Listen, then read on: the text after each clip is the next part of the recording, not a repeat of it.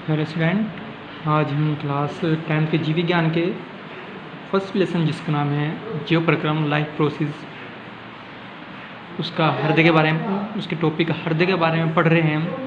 तो जो हमने पिछली वीडियो में हृदय की बाह्य संरचना के बारे में पढ़ा, और आज हम जो पढ़ने वाले हैं वो हृदय की आंतरिक संरचना के बारे में पढ़ने वाले हैं। ठीक है स्टूडेंट, तो देखते हैं हम हृदय की आंतरिक संरचना के बारे में।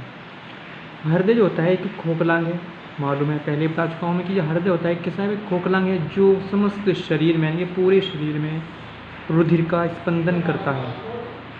क्या करता है? जो पूरे शरीर में क्या करता है, वह रुधिर का स्पंदन करता है।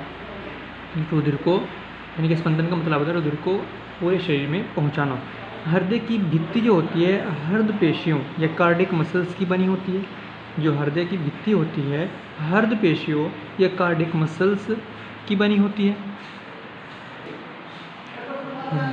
है, जो शाखान्वित इनकी ब्रांच होती है तथा अनैच्छिक होती है।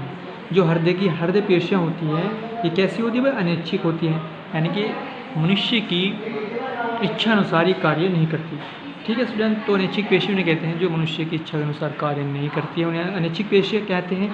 और जो हृदय पेशियाँ होती है वे कैसी होती है? अनैच्छिक होती हैं, जो बिना रुके या बिना थके लगातार जीवन भर संकुचन, सिस्टोल तथा शिथिलन, डायस्टोल करती रहती है, यानी कि सिकुड़ती है, फैलती रहती हैं, जिससे जो रुधिर होता है हमारे शरीर में क्या होता है भाई? पहुंचता रहता है संकुचन और शिथिलन के द्वारा। तो मनुष्य के हृदय की जो आंतरिक संरचना में कितने वैश्म होते हैं? 4 वैश्म का बना होता है। जो मनुष्य का हृदय होता है, हार्ट होता है, वो के साथ 4 वैश्म का बना होता है, इनमें 4 प्रकोष्ठ या 4 भागों में बटा होता है। 4 चैम्बर्ड होता है, जो 2 आलिंद अट्रियम और 2 निलय वेंट्रिकल्स में बटा होता है। दोनों आलिंद अंतरा आलिंद पट्टी द्वारा पृथक रहते हैं। जो दोनों आलिंद होते हैं ये अंतरा आलिंद पट्टी द्वारा क्या होते हैं? पृथक रहते हैं, यानी कि अलग रहते हैं। और जो दाहिने आलिंद में, जो दाहिना आलिंद होता है उसमें मोटी महाशिराएं अलग अलग छिद्रों द्वारा खुलती हैं। जो दाहिने आलिंद में जो मोटी महाशिराएं होती हैं वे अलग अलग छिद्रों द्वारा खुलती है, जिन्हें अग्र महाशिरा तथा पश्च महाशिरा कहते हैं। जो दाहिना आलिंद होता है उसकी जो मोटी महाशिराएं होती हैं वे अलग अलग छिद्रों द्वारा खुलती हैं, जिन्हें अग्र महाशिरा जो ऊपर की होती है तथा पश्च महाशिरा जो होती है वो पीछे की ओर होती है। दोनों आलिंद से फेफड़ों में शुद्ध रुधिर लाने वाली फुफ्फुस शिराएं या पल्मोनरी शिराएं खुलती हैं। जो दाएं आलिंद से फेफड़ों में शुद्ध रुधिर लाने वाली फुफ्फुस शिराएं या पल्मोनरी शिराएं खुलती हैं। अलिंद की भित्ति निलय की अपेक्षा पतली होती है। जो अलिंद होता है उसकी भित्ति निलय की अपेक्षा कैसी होती है? पतली होती है, जबकि जो निलय होता है उसकी भित्ति कैसी होती है? आलिंद की अपेक्षा मोटी होती है। दोनों असमान निलय अंतर निलय पट्टी या इंटरवेंट्रिकुलर सेप्टम द्वारा विभाजित होते हैं। जो दोनों क्या होते हैं भाई? निलय होते हैं, वे कैसे होते हैं? असमान होते हैं। ठीक है, दायां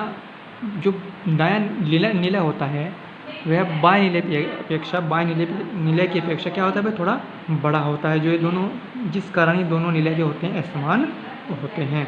और ये जो दोनों निलय होते हैं ये किसके द्वारा? अंतर निलय पट्टी या इंटरवेंट्रिकुलर सेप्टम द्वारा विभाजित होते हैं।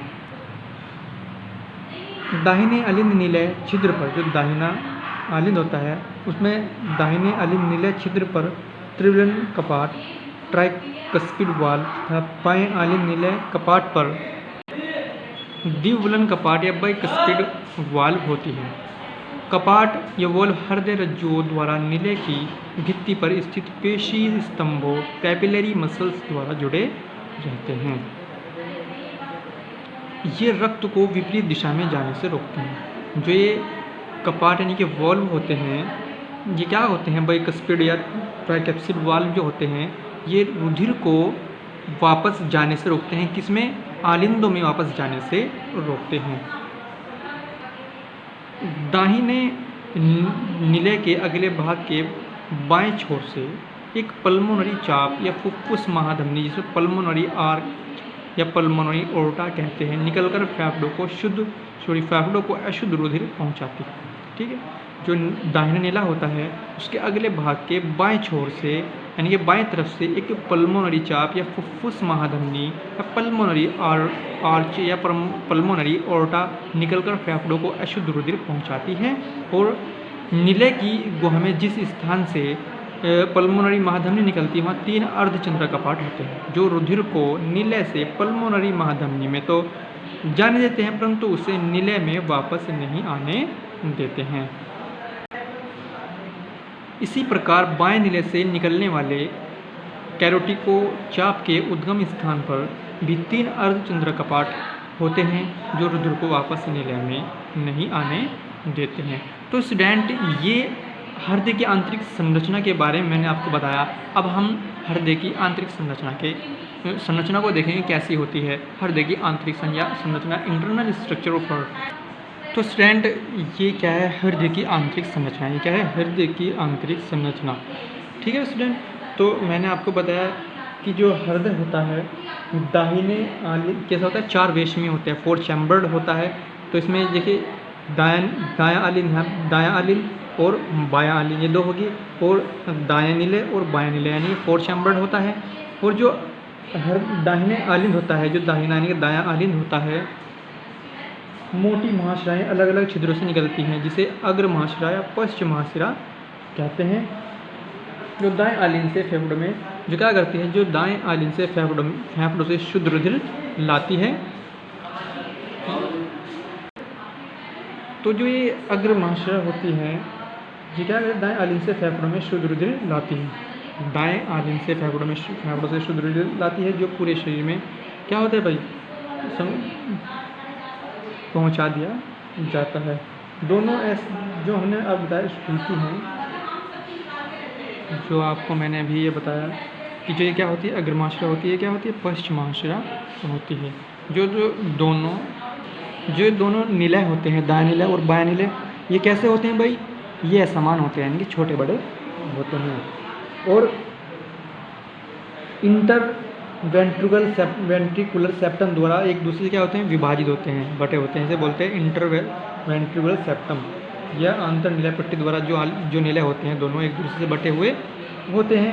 और इनमें क्या होते हैं दाहिने आलिंद नीलय छिद्र पर, जो दाहिना आलिंद नीलय छिद्र होता है यहाँ पर क्या होते हैं भाई त्रिवलन कपाट होते हैं। यहाँ पर भी क्या होते हैं त्रिवलन कपाट होते हैं, जिन्हें बोलते हैं ट्राइकस्पिड वाल्व होते हैं। तब बाएं आलिंद नीलय छिद्र पर, बाएं आलिंद नीलय कपाट पर द्विवलन कपाट या बाइकैप्सिड वाल्व होती है। ठीक है स्टूडेंट, तो कपाट हृदय रज्जु द्वारा नीले की भित्ति पर स्थित पेशी स्तंभों मसल्स जुड़ा जुड़े रहते हैं। ये रक्त को विपरीत दिशा में जाने से रोकते हैं। जो वाल्व होती हैं ये क्या करते हैं रुधिर को विपरीत दिशा में आने से रोकते हैं, यानी कि जहाँ से रुधिर चला वहाँ से ये उसी स्थान पर वापस आने से रोकते हैं। यानी कि जैसे नीले से रुधिर वापस बाहर जाता है जब, तो ये क्या करते हैं नीले जो ये पल्मोनरी धमनी निकलती है, इससे क्या करते हैं ये रुधिर जो है वापस नीलों में नहीं आ पाता। तो ये इनका जो वाल्व होते हैं इनका ये कार्य होता है।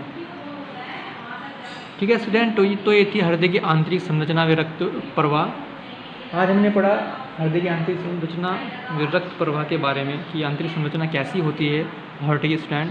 तो सभी को अपना कार्य अच्छी तरीके से अपनी नोटबुक में करना है और उसे अपनी नोटबुक में करने के बाद उसे रिवाइज भी करना है। तो स्टूडेंट आज के लिए इतना ही काफ़ी है। कल जो हम पढ़ेंगे वो हृदय की कार्यविधि के बारे में पढ़ेंगे।